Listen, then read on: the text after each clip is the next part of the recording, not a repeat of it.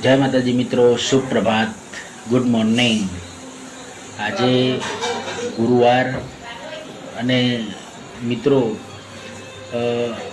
સવારમાં ખાસ કરીને આપણે જોઈએ તો સવારમાં જે ચાના જોડે નાસ્તો હોય તો ચાના જોડે નાસ્તામાં ગરમા ગરમ ભાખરી ખૂબ જ મહત્ત્વની હોય છે।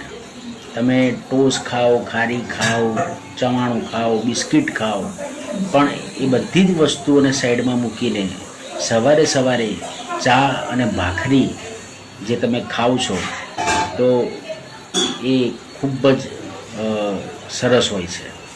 તો જો બતાવું તમને,